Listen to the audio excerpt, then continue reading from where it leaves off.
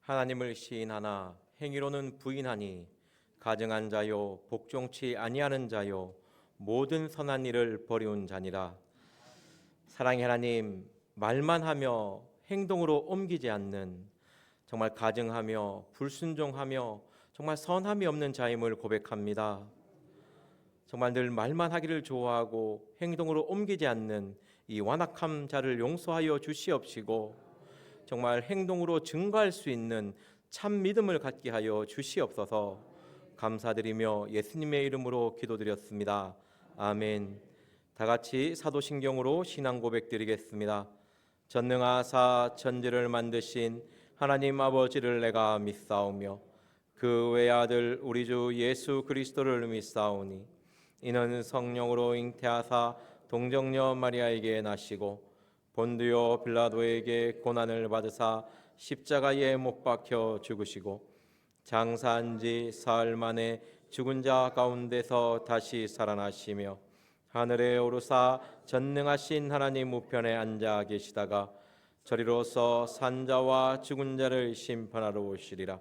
성령을 믿사오며 거룩한 공회와 성도가 서로 교통하는 것과 죄를 사하여 주시는 것과 몸이 다시 사는 것과 영원히 사는 것을 믿사옵나이다. 아멘. 찬송가 495장 부르시겠습니다. 내 영혼이 은총 입어. 찬송가 495장입니다.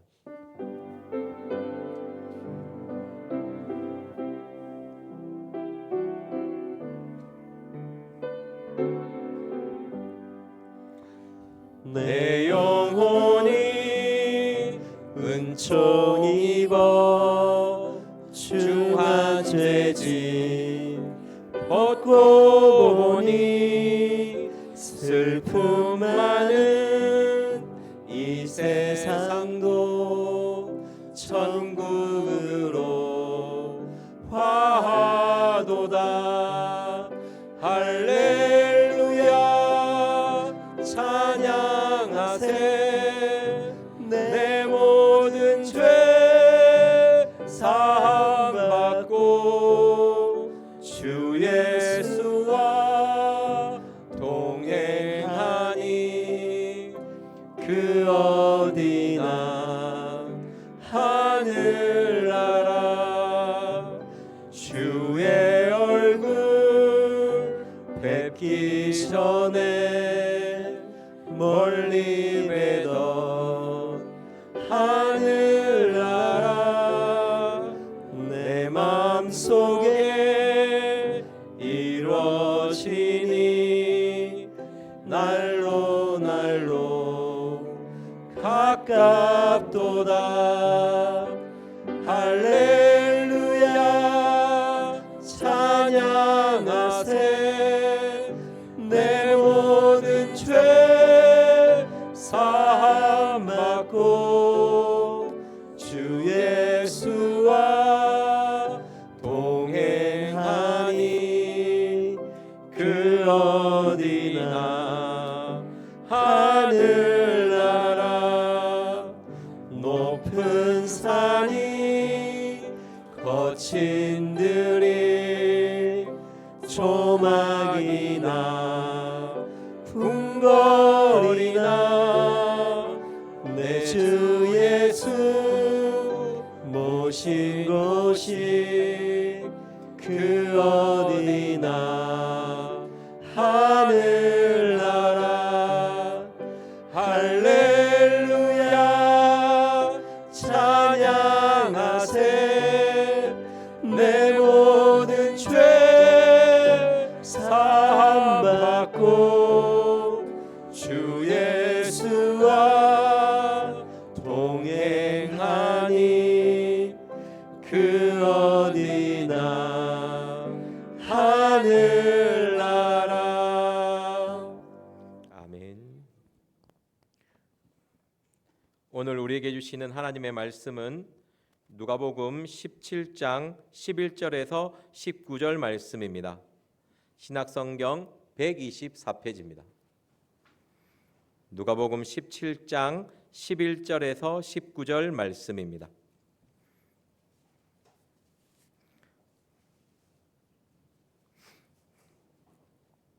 다 같이 한 절씩 교독하겠습니다.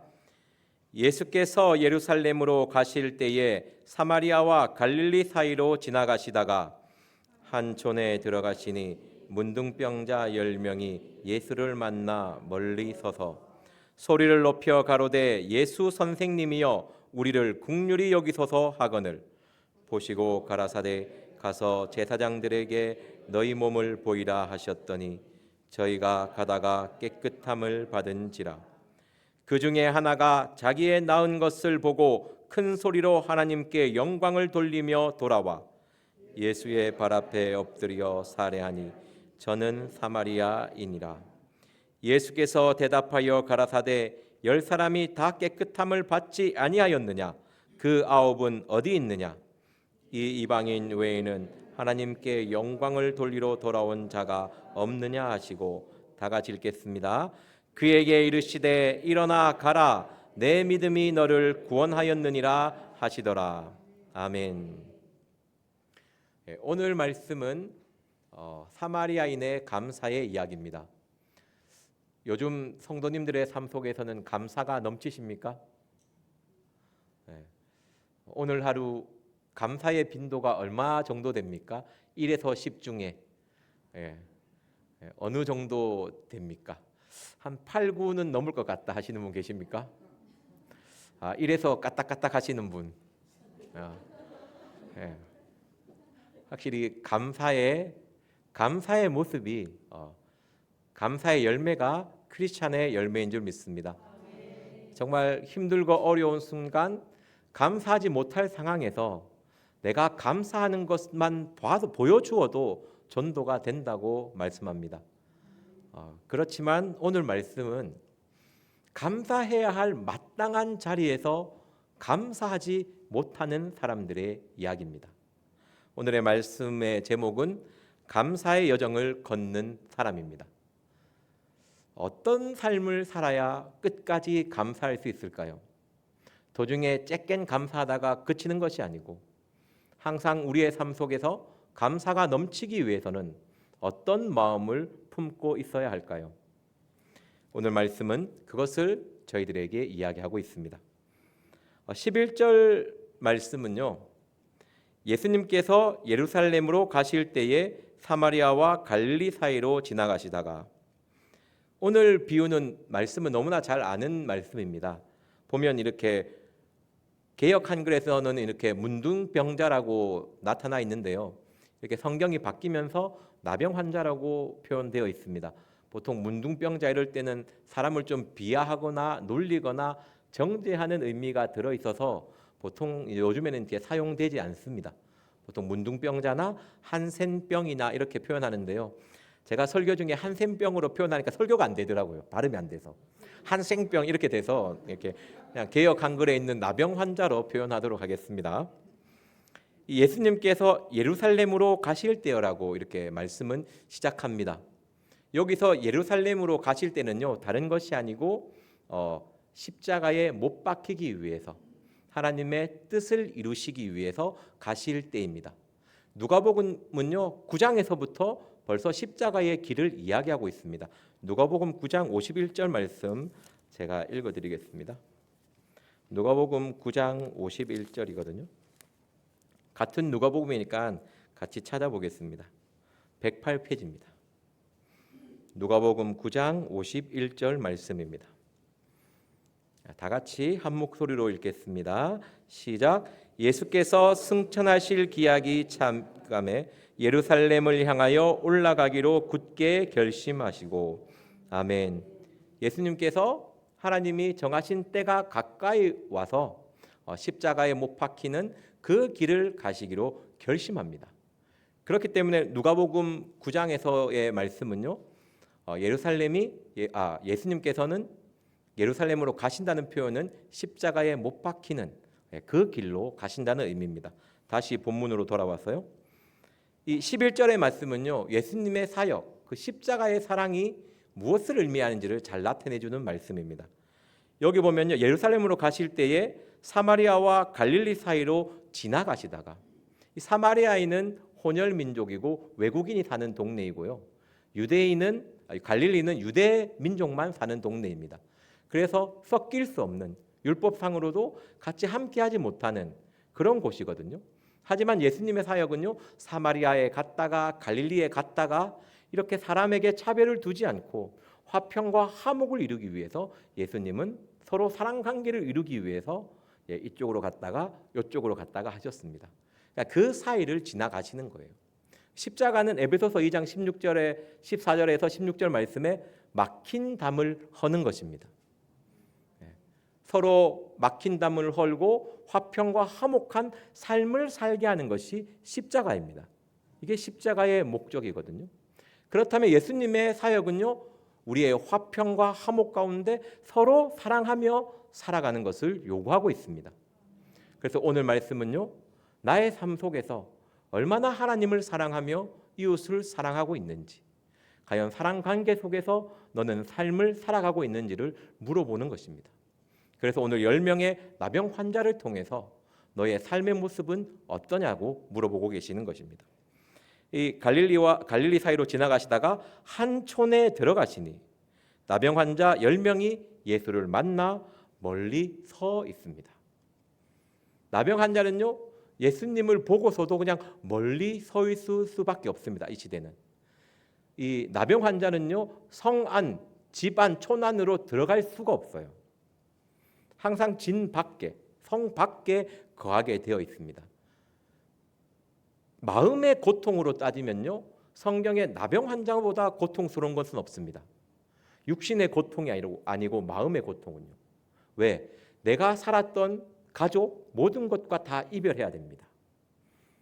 악성 피부병이 들면 일단 일주일 동안 진 밖에 있다가 그것이 나으면 대제사장의 허락을 받고 들어올 수가 있거든요. 제사장의 허락을 받고. 그렇지 않으면요, 평생 밖에 있어야 됩니다. 한번 생각해 보십시오. 여러분들의 가정, 여러분들 교회도 못 들어와요. 거룩한 성소에서는 절대 참여하지 못하거든요. 그렇기 때문에 모든 인간 관계의 단절을 의미합니다. 얼마나 고통스럽습니까? 우리가 조금만 내 삶이 알물이 풍부한 것 같아도 가족 간에 약간의 갈등만 있어도 그 행복이 아니지 않습니까? 하지만 모든 인간 관계에 단절된 사람이라는 것이죠. 그 사람은 예수님을 만나고 싶어도 가까이 가지를 못하는 거예요. 예수님을 눈앞에 두고도 달려가지를 못합니다. 이때 할 수 있는 것이 무엇입니까? 우리 13절 말씀 보도록 하겠습니다. 시작. 소리를 높여 가로되 예수 선생님이여 우리를 불쌍히 여기소서 하거늘. 긍휼히 여기소서 하거늘. 그러니까 가지 못하니까 소리를 지르는 겁니다. 그 갈급함, 그 마음의 고통 앞에 상한 마음을 가지고 예수님을 간절히 부르는 것입니다. 그러니까 우리가 마음이 고통이 있고 힘들고 어려움이 있을 때는요, 예수의 이름을 불러야 해결이 됩니다. 이름을 부르지 않으면 예수님이 잘 모르겠습니다. 다가오시겠지만 이름을 부를 때까지 옆에 계시겠죠. 안 그러면 항상 주의 이름을 부르면, 항상 주님을 사랑하면 주님이 구하지 않아도 도와주기를 합니다. 하지만 큰 문제 앞에서는 이거는 그런 경우가 아니지 않습니까? 그죠? 반드시 예수의 이름을 부르며 도움을 굴러야, 구해야지만이 그 문제를 해결해 주십니다. 왜냐하면 예수님이 부르게 하기 위해서, 자기의 이름을 부르게 하기 위해서 문제를 주기 때문입니다. 그 문제 앞에서는 반드시 예수의 이름을 불러야 한다는 것이죠. 부르니까요, 14절 말씀에 보십니다. 보시고 가라사대. 예수님은 이 나병 환자 10명을 만나기 위해 이 촌에 오셨습니다. 마음에 상하고 고통받는 자를 늘 찾아오시니까요. 그 사람이 자기를 부를 때까지 기다리는 거예요. 예수님은 달려가서 치료해주고 싶겠죠. 하지만 먼저 부르기를 기다리십니다. 어떻게 보면 여러분들이 힘들고 어려운 거요, 예수님의 이름을 부르기 위해서 예수님이 주신 것입니다. 내가 갈급함을 가지고 간절히 예수님의 이름을 부를 때에, 주의 이름을 부를 때에 우리는 그 문제가 해결받는 기적을 누릴 수가 있습니다. 놀라운 것은요, 부를 때에 예수님의 음성을 들을 수 있다는 것입니다. 내가 예수님의 이름을 부르지 않으면, 주님을 찾지 않으면 내가 주님의 음성을 들을 수가 없다라는 것이죠. 이 나병 환자는요, 예수의 이름을 부를 때에, 주님의 이름을 부를 때에 드디어 주님의 음성을 듣습니다. 그 음성은요, 가서 제사장들에게 너희 몸을 보이라 하였더니 저희가 가다가 깨끗함을 받은지라. 주님의 음성을 듣고 들으면서 끝나면 안 돼요. 주님의 음성을 들었다면 반드시 순종이 있어야 됩니다. 그 순종이 기적을 일으키거든요. 이게 응답받는 가장 기본적인 성경의 흐름입니다. 내가 주님의 이름을 부르고 그 부르는 가운데 주님의 응답함으로 주님의 음성을 들려주고 그 음성에 순종해야지만이 문제에서 벗어날 수가 있는 것이죠. 여러분들은 주님의 음성을 듣고 계십니까? 듣기 위해 힘쓰고 계십니까?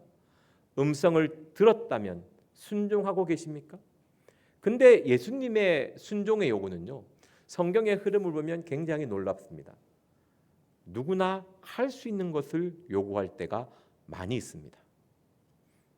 전부 다는 아닌데 누구나 할 수 있는 것을 요구해요. 이 나병 환자에게 요구한 것이 무엇입니까? 가서 대제사장에 너희 몸을 보이라. 이들이 할 수 있는 것을 요구하는 것입니다. 우리 주님의 순종은요, 내가 할 수 있는 일을 시킵니다. 나의 믿음의 분량을 보고 시키시지 그 분량보다 더 높은 것은 안 시켜요. 왜? 이것도 안 하는데, 이 작은 것도 순종 안 하는데 큰 거 줘봤자 어차피 순종 안 하기 때문에 믿음의 분량대로 할 수 있는 것부터 순종을 요구하십니다. 그리고 어느 믿음이 자라면 더 큰 것을 요구하시는 것이죠. 그래서 성경은요, 신앙이 자란다고 되어 있습니다. 성장한다고 되어 있거든요. 성장에 따라 딱 맞게끔 솔루션이 제공되면서 딱 하게끔 예수님은 해주신다는 것이죠. 그래서 너무 걱정 안 하셔도 됩니다. 갑자기 기도 중에 내가 주님의 이름, 어떤 형제는 그런 거 있대요. 너 왜 기도 안 하냐고 하니까 혹시 주님이 성교하라 할까 봐. 그래, 죄송합니다. 야, 이 미친놈아, 절대 그런 일 없다. 내도 안 하는데 니는 절대 그런 일 없으니까 기도하라고. 그렇게 요구 안 하시니까 걱정하지 마십시오. 혹시 그럴 때 들리면 기쁨으로 순종하시고요. 보장은 못합니다. 제가 주님의 마음을 다 모르기 때문에. 그 음성을 듣고 가다가 깨끗함을 받습니다. 가지 않으면, 순종하지 않으면 깨끗함이 없습니다. 자꾸 내가 뭔가 신앙생활을 열심히 하는데 내가 깨끗하지 못하다고 느낄 때 돌아보십시오. 반드시 주님의 음성을 멸시한 게 있어요. 주님이 시킨 작은 것을 행하지 않는 것이 있습니다. 그것을 빨리 발견하고 회개하고 그 작은 것을 따라가십시오. 그래야 더 깨끗해지고 점점 하나님 앞에 가까이 갈 수 있습니다. 근데 그 돌아온 이 사마리아인 한 명만 그 중에 하나가 자기 나은 것을 보고 큰 소리로 하나님께 영광을 돌리며 돌아와 예수의 발 앞에 엎드려 살해하니 저는 사마리아인이더라. 저는 이 말씀 중에 이 부분이 참 저의 마음을 울리기도 하지만 이 성경을 보면 그런 느낌이 되게 많거든요. 진짜 이렇나? 정말 사람이 이럴까? 다른 것도 아니고 나병이 나았는데 나의 힘과 노력으로 어떻게 할 수 없는 것이 이루어졌는데 왜 감사가 안 나올까? 정말 사람이 이런가? 라고 머리를 많이 쥐어뜯습니다. 진짜 그런가? 근데 말씀이지 않습니까? 진짜 이렇습니다. 우리의 연약함이에요. 마땅히 감사할 자리에서 감사하지 않는 것. 그 감사하지 않으면요, 수많은 핑계와 이유와 변명, 내 말씀이 감사하지 못할 정도의 핑계가 딱 들어앉아 있습니다. 정말 그래요. 이렇게 당연히 감사해야 할 자리에 제가 그래요. 아니 한 명만 오잖아요. 보면 한 몇 명은 더 따라올 것 같은데 한 두세 명 왔다 하면 이해가 되는데 9대 1이지 않습니까? 근데 사람은 그렇습니다. 제가 어떤 사람의 말을 한 걸 봤는데 자기가 부가 있어요. 항상 대접하는 입장이 있거든요. 10명에게 밥을 대접하면 한 사람도 자기에게 대접하는 사람이 없대요. 차 한 잔이라도 사주는 사람이 없대요. 정말 그렇대요. 그런데 한 사람 앞에 자기가 10번을 밥을 사주잖아요. 정말 보통이고 그냥 사람 같은 사람은 딱 한 번 갚는데요. 한번 생각해 보십시오. 여러분들이 많이 돕잖아요. 그죠? 사람을 도우고 베풀지 않습니까? 그것을 갚아주는 사람이 있는지. 정말 10번 사서 5번 갚으면요. 그 사람 놓치지 마십시오. 아주 좋은 사람입니다. 제가 그 말씀을 듣고 그 동영상을 하는 걸 보고 듣고 마음의 생각이 밥을 얻어먹으면 차는 사야겠다. 그래서 그래야 되겠다 이런 생각을 했거든요. 근데 사람이 통계가 그렇답니다. 10번 선을 베풀면 한 번이라도 제대로 갚는 사람이 없어요. 받는 것에 익숙해지지 마십시오. 주는 것에 익숙해지십시오. 그리고 사람에게 도우면요. 사람에게 받을 생각하지 마십시오. 제가 신앙을 배울 때 누누하게 배운 거거든요. 귀에 닦지 않도록 들었거든요. 절대 사람에게 받는 생각하지 마라. 항상 뒤에 따라오는 말이 있어요. 사람한테 받으면 하나님께 받을 게 없다. 너는 하나님 앞에 받는 사람이지 사람한테 무언가 얻을 생각하지 말라고 어릴 때 가르침이었습니다. 마찬가지예요. 교회에서도 마찬가지예요. 내가 교회에서 이만큼 심었기 때문에 교회가 나에게 갚아주겠지 그런 생각도 하지 마십시오. 네. 내가 선을 베푸면 그 선을 갚는 분은 오직 하나님입니다. 그래서 무언가 안 해줬다고 섭섭해하지 마세요. 섭섭해질 권리가 없는 거예요. 그것은 하나님의 뜻이 아닙니다. 선을 행해도 그걸 받을 생각하지 말라고 했는데 안 줬다고 섭섭해하지 마세요. 절대 그렇게 하시면 안 됩니다. 그러면 이 입속에서 감사가 안 나와요. 그리고 돌아와서 예수께서 대답하여 예수님 또 기가 차신 거죠. 17절 말씀에 10사람이 다 깨끗함을 받지 아니하였느냐? 그 9은 어디에 있느냐? 그 9은 어디에 있느냐? 왜 감사할 자리에 너 혼자만 있느냐? 이게 사람의 연약함입니다. 내가 간절히 부르짖고 응답받으면 할렐루야 하나님께 모든 영광을 이렇게 할 것 같지요. 입 싹 닦습니다. 내가 뭔가 잘했기 때문에 얻었겠지. 이게 인간의 연약함입니다. 내가 제사장 앞에 걸어갔으니까 치유됐겠지. 그것이 하여튼 내가 이것이 하나님을 향한 감사를 막는다는 것을 기억하십시오. 성경엔 절대 자기의 의를 자랑하지 말라고 되어 있습니다. 우리는 자랑할 것은 우리의 약한 것만 자랑해야 될 줄 믿습니다. 예수님이 이 이방인 외에는 하나님께 영광을 돌리러 돌아온 자가 없느냐 하시고 여기서의 이방인은요 다른 성경에서 이방인과 조금 달라요. 완벽한 외국인입니다.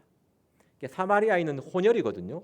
유대인의 피가 조금이라도 섞였는데 여기에서는 그냥 외국 사람이에요.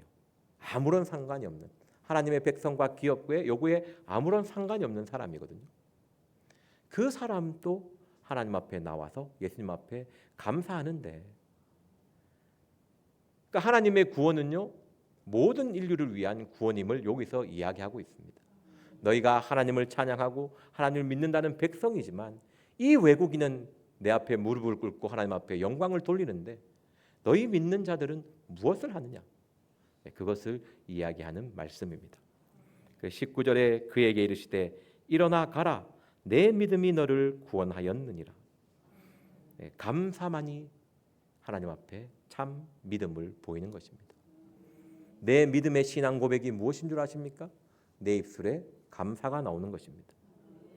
내가 믿음 있고 신앙 있는 그 증거는요 입술에서의 감사입니다.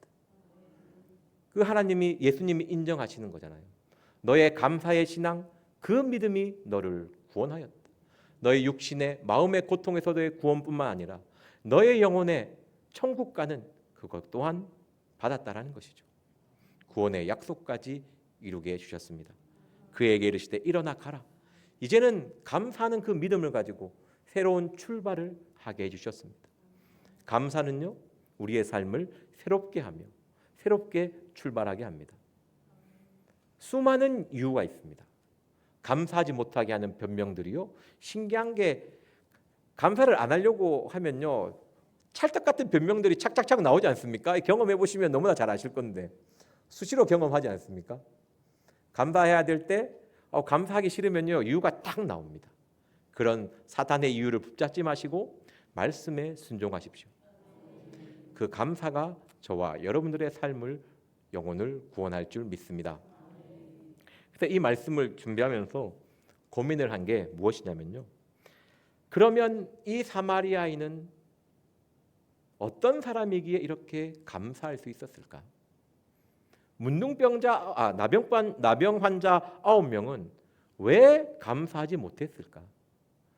이 감사, 이 모습이 힘들고 어려운 게 아닌데 그냥 와서 마땅히 주님 감사합니다 하면 되는 것을 왜 우리는 하지 못할까? 내 마음에 무엇이 있을 때 그런 모습이 나타날까? 라고 이제 계속 궁금해서 말씀을 봤을 때 이 사마리아인의 모습에서 우리는 그것을 알 수가 있습니다. 제가 14절, 15절, 16절 말씀 읽어드리겠습니다. 누가복음 17장 14절에서 16절 말씀입니다. 보시고 가라사대 가서 제사장들에게 너희 몸을 보이라 하였더니 저희가 가다가 깨끗함을 받은지라. 그 중에 하나가 자기의 나은 것을 보고 큰 소리로 하나님께 영광을 돌리며 돌아와 예수의 발 아래 엎드려 살해하니 저는 사마리아인이라. 아멘. 저는 여기에 가다가라는 단어가 처음 딱 들어왔습니다. 우리가 입술에서 감사가 나오기 위해서는요, 주님의 음성을 듣고 걸어갈 수 있는 사람이 되어야 합니다. 주님의 음성에 순종하고 있는 사람이 아니면요, 우리의 입술은 감사가 끊어집니다. 내가 말씀과 반대되며 불순종의 자리에 서 있으면요, 놀랍게 내 입술에서는요, 감사가 사라지고 원망과 불평이 새그마하게 올라옵니다. 다들 경험하시죠, 그죠? 자, 우리 요한복음 14장 15절 말씀 보도록 하겠습니다. 요한복음 14장 15절 말씀입니다. 신약성경 173페이지입니다.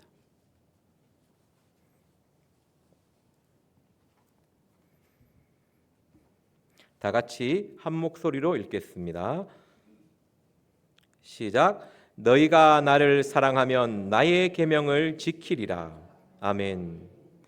저는 사복음서에서 보면 항상 궁금했던 게 예수님이 바로 고치는 경우가 있고 순종을 요구하는 경우가 있습니다.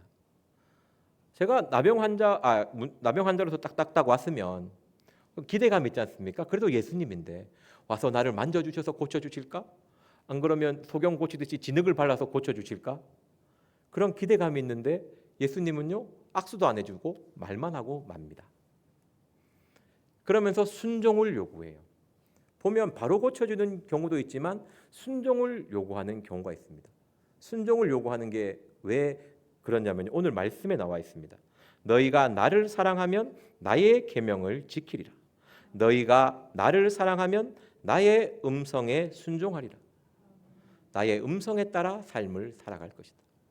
먼저 사랑 관계를 요구한 것입니다. 바로 고칠 수 있지만 먼저 너와 나의 관계가 사랑 관계가 이루어져야 된다는 것이죠. 성경은요, 하나님의 사랑, 이웃 사랑이라는 사랑 관계 속에 이루어져야 된다는 것을 분명히 이야기하고 있습니다.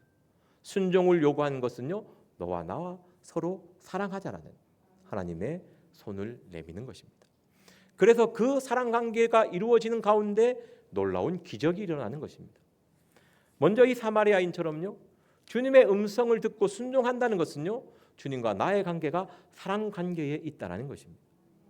반대로 이야기하면요, 나와 하나님 관계가 사랑 관계에 놓여 있지 않으면 내 입술에 감사가 나오지 않는다는 것입니다. 여러분들은 무엇을 사랑하십니까? 하나님을 첫째로 사랑하십니까? 아니면 세상을 더 사랑하십니까? 여러분들의 삶의 목적과 여러분의 삶의 도착점이 하나님의 사랑에 있습니까? 아니면 나의 물질의 영광, 나의 높임에 있습니까?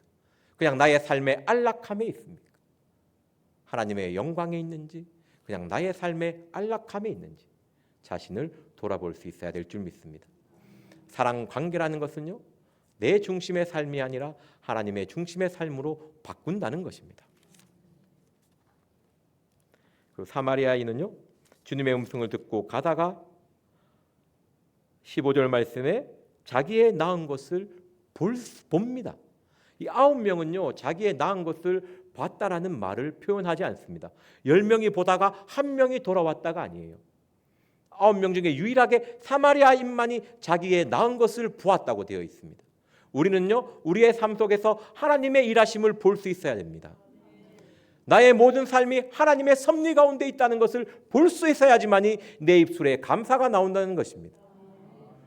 나의 삶이 주관하는 분이 하나님인 것을 인정하지 않으면요, 내 입술에 감사가 탁 끊어집니다. 우리 마태복음 13장 16절 말씀 보도록 하겠습니다. 신약성경 21페이지입니다. 마태복음 13장 16절 말씀입니다. 다 같이 한 목소리로 읽겠습니다. 시작. 그러나 너희 눈은 봄으로 너희 귀는 들음으로 복이 있도다. 아멘. 우리의 눈은 봄으로, 우리의 귀는 들음으로 복이 있습니다. 그냥 이 세상을 보는 것이 아니고 하나님의 일하심을 보고 하나님의 음성을 들을 수가 있어야 됩니다. 오늘 나의 삶이 정말 주님의 손 안에 있다는 것을 믿으십니까? 정말 나의 삶이 하나님의 섭리 안에 있다는 것을 믿으십니까? 그렇다면 감사하십시오. 모든 것은 나를 위하여 있습니다. 모든 것은 나를 위하여 있다고 우리 얼마나 많이 듣고 얼마나 많이 고백했습니까? 모든 것이 나를 위해서 있기 때문에 그것을 보고 아는 자는 하나님 앞에 감사할 수 있는 것입니다. 그 무언가 사람이 나에게 해를 끼친다고 마음 아파하지 마시고 그 사람의 행위에 집중하지 마시고 그 가운데 있는 하나님의 뜻, 하나님의 음성을 들을 수 있는, 볼 수 있는 저와 여러분들이 되기를 기도합니다. 그리고 세 번째의 모습입니다. 그 중에 하나가 자기 낳은 것을 보고 큰 소리로 하나님께 영광을 돌립니다. 큰 소리로 외쳐요. 자기의 온 힘을 다해서 그 자리에서 외칩니다. 13절에는요, 자기의 병을 낫기 위해서 소리를 지릅니다. 그런데요, 15절에서는요, 하나님을 찬양하며 하나님의 이름을 높이기 위해서 소리를 지릅니다. 여러분들은 오늘 하루 어떤 소리를 질렀습니까? 마음에 안 든다고 소리를 질렀습니까? 야! 이렇게 해서 하나님을 찬양하는 외침을 나타냈습니까? 무엇을 향해 소리를 질렀습니까? 소리를 질렀다는 것은요, 마음의 방향이 그쪽으로 갔다는 것이거든요. 분명히 내가 소리를 지르는 곳에 내 마음이 거기에 있습니다. 큰 소리를 하나님 앞에 높인 것은요, 내 마음을 하나님께 온전히 드린 것입니다. 우리 로마서 1장 16절 말씀 보도록 하겠습니다. 로마서 1장 16절입니다. 신약성경 239페이지입니다.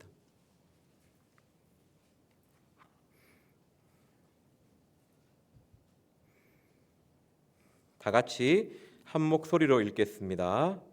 시작. 내가 복음을 부끄러워하지 아니하노니 이 복음은 모든 믿는 자에게 구원을 주시는 하나님의 능력이 됨이라. 첫째는 유대인에게요 또한 헬라인에게로다. 아멘. 저는 이 자기가 나병 환자로서 치유됐을 때 깨끗함을 느끼고 큰 소리로 외쳤다는 것은 정말 하나님의 역사, 하나님의 복음을 부끄러워하지 않는다는 것입니다.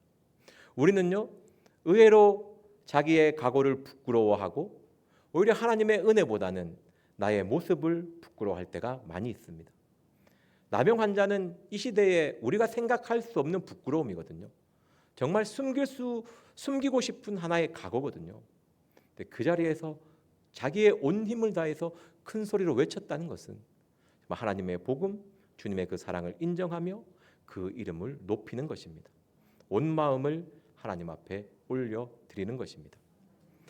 보면 이 간증이나 이런 걸 할 때 부끄러워 갖고 이렇게 말 못하는 경우도 많이 있지 않습니까? 간증이나 이런 거 할 때 부끄러워하지 마시고, 과거에 이런 모습이었는데 이렇게 은혜롭게 바뀌었습니다. 제가 얘기하자면 어릴 때 도둑질을 많이 했는데 지금은 안 합니다. 그러니까 우리 누나가 야, 네 같은 놈이 막 이렇게 하다가 나중에 되니까 예수 믿으니까 야, 네가 예수 믿네, 하나님은 살아계신다, 이렇게. 그리고 제가 교회에서 도둑질 했다고 했는데 어릴 때거든요. 지금은 아닙니다. 혹시 오해하시면 안 되고, 저는 부산 지역에 와서 한 번도 해본 적이 없어요. 주하나 교회에서 마찬가지고 예수 믿고서는 거의 안 했습니다. 그 냉장고에 있는 계란이나 이런 거 먹어봤어요.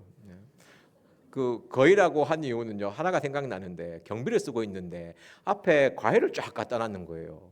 추수감사절이라고 하나도 안 주는 거예요.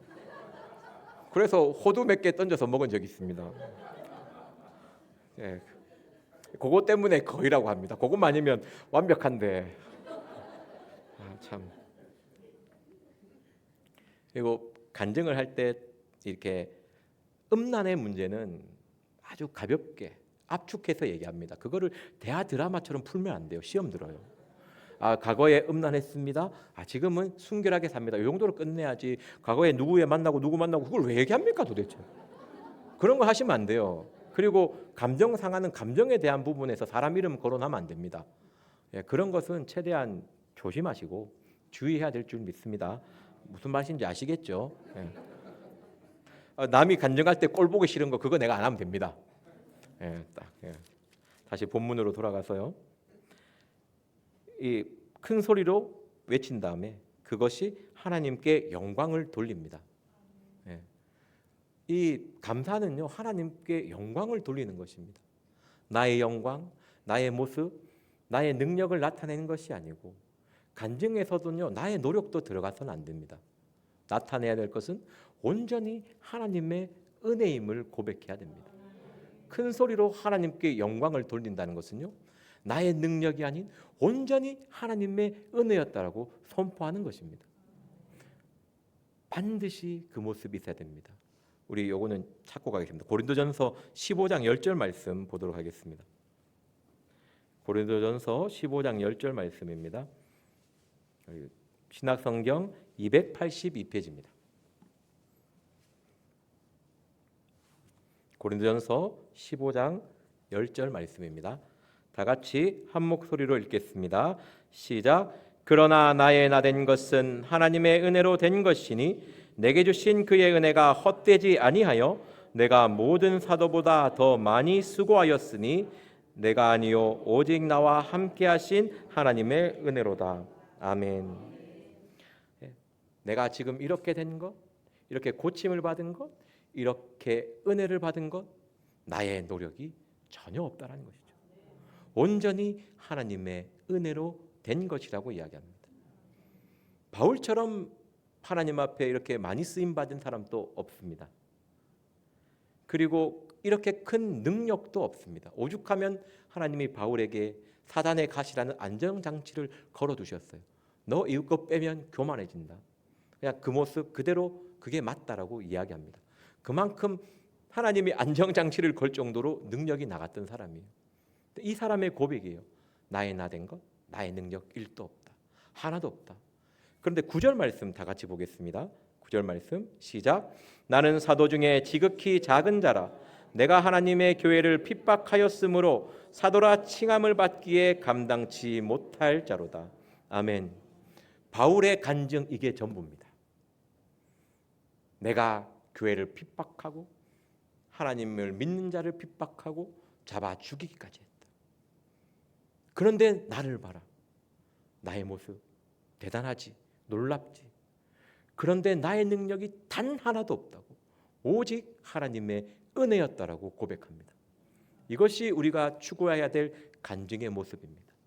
제가 간증을 좀 해보면요, 처음엔 하나님의 은혜를 이것 때문에 죄송합니다. 하나님의 은혜를 이만큼 이야기하고 살짝 나를 좀 끼워 넣거든요. 나중에 되면 하나님의 은혜는 요만큼 이야기하고 나는 이렇게 돼 있어요. 어떻게 되냐면 내가 일주일 동안 기도했으니까 하나님이 이렇게 역사하시더라고. 내가 40일 금식했더니 하나님이 이렇게 바꿔주시더라고. 내가 무엇을 해서 하나님이 이렇게 해주시더라, 이것을 이야기합니다. 내가 3년을 기도했더니 이렇게 바뀌더라 자식이. 정말 조심해야 됩니다. 네, 간증의 대부분이 이렇다라는 것이죠. 나를 집어넣습니다. 처음에는 살짝 집어넣다가 지나면 과감하게 집어넣어요. 내가 나이 드신 분이 좀 기가 어두셔서 그런지 내가 이렇게 해서 이렇게 하거든요. 은근히 하나님 이름을 앞에서 자기를 자랑하는 경우가 많이 있습니다. 근데 바울의 고백들을 찾아보십시오. 딱 이게 끝입니다. 내가 예수 믿는 사람 잡아주고 뭐하고 했는데 내가 이렇게 바뀌었다. 나의 능력, 나의 힘, 나의 노력 전혀 없이 오직 하나님의 은혜였다. 이렇게 끝냅니다. 간증을 할 때, 제가 어릴 때 배운 게, 간증을 하면요, 첫 번째 간증이 제일 순수합니다. 해보시면 알아요. 그 첫 번째 간증과 틀리면 안 돼요. 1도 틀리면 안 돼요. 그거 내 생각이고 내 자랑입니다. 첫 번째 간증 녹음하시든지 기억하시든지 첫 번째 간증을 쓰고 그대로 하십시오. 그대로 안 하면 꼭 하나 집어넣고 하다가 사탄의 밥이 돼가지고 나중에 원방불평하고 있습니다. 옛날에 그랬지 하면서 나중에 열심히 하는 분 보면 너도 그럴 거야 이렇게 하거든요. 그렇게 하지 마시고 첫 간증에서 벗어나지 않는 것이 올바른 간증입니다. 그리고 나의 자랑을 전혀 집어넣지 않는 것. 내가 열심히 기도했더니 이루어 주셨다 이런 거 하지 마십시오. 그냥 기도하는 가운데 하나님이 응답해 주셨습니다. 나를 빼고 하나님의 이름을 높이는 것이 간증이라는 것입니다. 그 간증을 하나님이 기뻐 받으십니다. 그 영광을 돌리며 돌아와 항상 주님 앞으로 돌아오십시오. 잘 돼도 돌아오고 못해도 돌아와야 됩니다. 탕자가 돌아와도 되고 나병 환자가 고침받아도 돌아오고 어떻게든 돌아와야 됩니다. 돌아온다는 의미는요, 절대 주님을 떠나지 않겠다라는 표현이거든요. 주님의 말씀 가운데 있겠다는 표현입니다. 요한복음 6장 68절 69절 잘 아시죠? 시몬 베드로가 대답하여 가로되 주는 그리스도시요. 그 말씀이 아니고 제가 읽어드리겠습니다. 시몬 베드로가 대답하되 주의 영생의 말씀이 계심에 우리가 네게로 가오리까. 우리가 주는 하나님의 거룩하신 자신 줄을 믿고 알았사옵나이다. 말씀 앞에 자기를 세우는 것입니다. 말씀으로 자기를 점검하는 것입니다. 그렇게 해야지만이 우리가 감사를 이어갈 수 있는 것입니다. 어떤 상황에서도 말씀 앞에 서십시오. 그 말씀 앞에 흠잡을 데 없는 삶을 살기 위해 노력해야 되는 것입니다. 그것을 가능케 하는 것이 나의 입술에 나오는 감사라는 것입니다. 그리고 돌아와서 예수의 발 앞에 엎드립니다. 우리 빌립보서 2장 10절 11절 말씀 보도록 하겠습니다. 신약성경 319페이지입니다. 신약성경 319페이지 빌립보서 2장 10절 11절입니다. 다 같이 읽겠습니다. 시작. 하늘에 있는 자들과 땅에 있는 자들과 땅 아래 있는 자들로 모든 무릎을 예수의 이름에 꿇게 하시고 또 예수 그리스도를 주라 시인하여 하나님 아버지께 영광을 돌리게 하셨느니라. 아멘. 엎드린다는 것은요, 내가 주님의 종이라는 신앙 고백입니다. 예수님 앞에 엎드린다는 것은 예수님, 당신이 나의 주님이라는 것을 시인하는 것입니다. 신앙을 고백하는 것이죠. 우리의 삶은요, 모든 삶은요, 예수를 주님이라고 시인하는 것으로 이어져야 됩니다. 우리의 삶의 목적은요, 예수의 발 앞에 무릎 꿇고 그 주님의 이름을 높이는 것이 우리의 삶의 목적이 되어야 됩니다. 그 목적을 가지고 살아갈 때 우리의 입술에서 나오는 것은요, 끝없는 감사라는 것이죠. 나의 삶의 목적이 나의 영광이 되는 순간요, 놀랍게 감사가 사라집니다. 주님의 영광을 위해서 주님의 이름을 높이기 위한 삶이면요, 내 입술은 감사가 나옵니다. 엎드려 사마리아인은요, 감사를 드립니다. 하나님 앞에 감사드리기 위해서는요, 주님을 위한 삶을 살기 위해 노력하십시오. 내가 주님을 위한 삶을 살려고 노력하지 않으면요, 수많은 핑계, 수많은 이유, 변명이 나의 마음을 끌고 갑니다. 그럴 때 그냥 예수의 발 앞에 무릎을 꿇고 엎드리십시오. 그리고 나는 주님의 종입니다. 주를 위해 살겠습니다라고 고백하십시오. 그렇게 해야지만이 세상의 소리에 내 마음의 원망에 끌려가지 않을 수가 있습니다. 그런 고백이 없으면요, 어느 순간 원망 불평이, 시기와 질투가, 또 비교가 나의 마음을 끌고 가서 나의 얼굴에 웃음이 사라지게 만들고 내 마음에 감사가 사라지게 만듭니다. 그때는요, 다른 방법 없습니다. 그냥 엎드리십시오. 그냥 엎드려야 감사가 나옵니다. 감사를 회복할 수가 있습니다. 그 주님의 사랑, 그 은혜를 마음에 두기를 바랍니다. 말씀을 정리하겠습니다. 감사를 하기 위해서는요, 하나님과의 사랑 관계에 있어야 됩니다. 감사를 하기 위해서는요, 나를 위한 삶이 아니라 주님을 위한 삶을 살아야 합니다.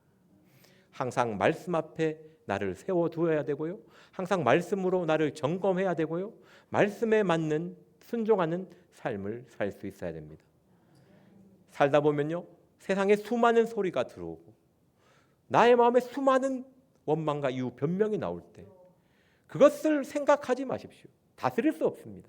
그냥 주님 앞에 엎드리는 것입니다. 주님 앞에 자비를 구하는 것입니다. 그렇게 해야지만이 나의 입술에 감사가 나오는 것입니다.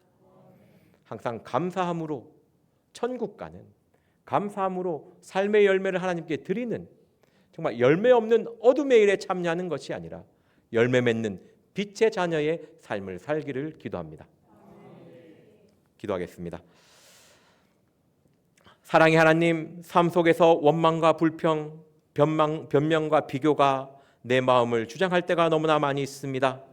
주님의 발 앞에 엎드리게 하여 주시옵시고, 주님 앞에 내 마음을 맡기는 자가 되게 하여 주시고, 주님만을 바라보며 십자가의 사랑을 마음에 두는 자가 되게 하여 주시옵소서. 오늘 말씀을 기억하시면서 기도하시고 각자 주기도문으로 예배를 마치도록 하겠습니다. 주여 삼창하며 기도하겠습니다. 주여, 주여, 주여.